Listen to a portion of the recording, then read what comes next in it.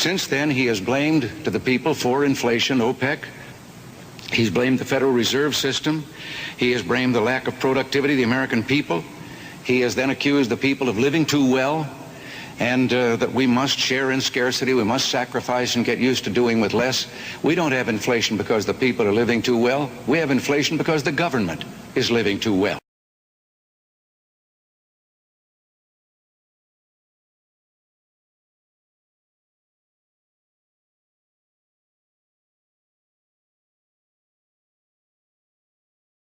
We were inheriting so many challenges. We knew this was going to take time because we've got this big, messy, tough democracy. The previous administration and previous Congresses created an expensive new drug program, passed massive tax cuts for the wealthy, and funded 2 wars without paying for any of it. If we had taken office during ordinary times, we would have started bringing down these deficits immediately. These are far from the best of times.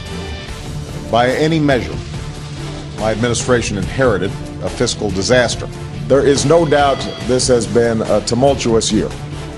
We've weathered the Arab Spring's effect on oil and gas prices, the Japanese earthquake and tsunami's effect on supply chains, the extraordinary economic uncertainty in Europe, and recently markets around the globe have taken a bumpy ride. We already had a big deficit that I inherited. One of the main reasons our economy faltered was because some on Wall Street made irresponsible bets. There are some structural issues with our economy where a lot of businesses have learned to become much more efficient with a lot fewer workers.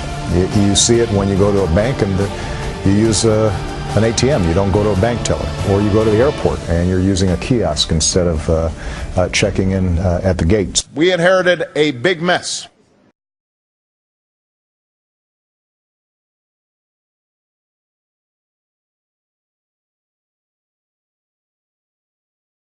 This is the change we all can believe in. America's best days are behind her. You voted for change, but you're not getting any change today.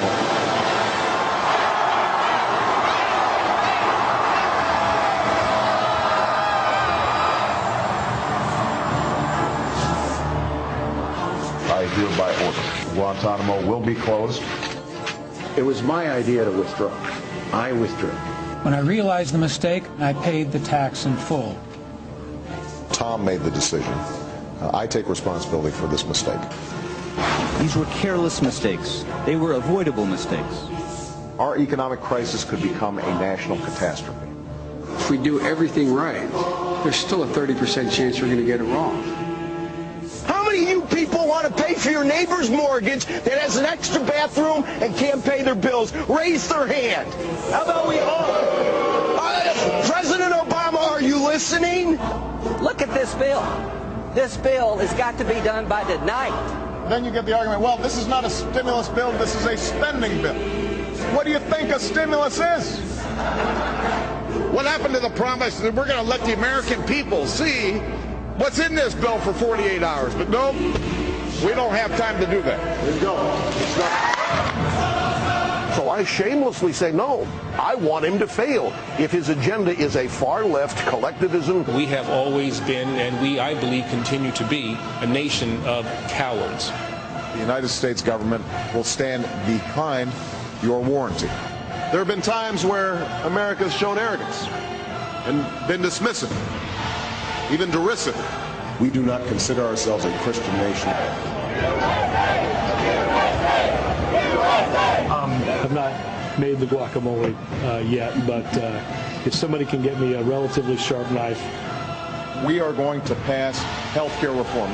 For our country, we have to do it for our citizens. Here we are with a bill that is going to top over $1 trillion with no way of paying for it.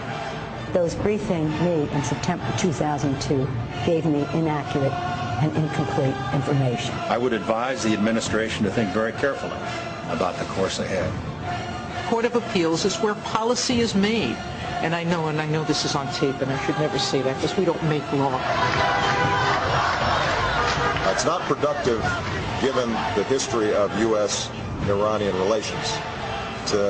be seen as meddling.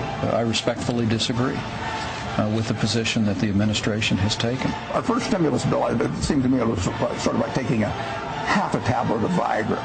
Now, if anybody thinks that all of this bureaucracy is needed to fix our health care system, I would politely disagree. You're telling me we got to go spend money to keep from going bankrupt? The answer is yes, I'm telling you. I would like to have a crusade today, and I would like to lead that crusade with your help, and it would be one to take government off the backs of the great people of this country and turn you loose again to do those things that I know you can do so well because you did them and made this country great.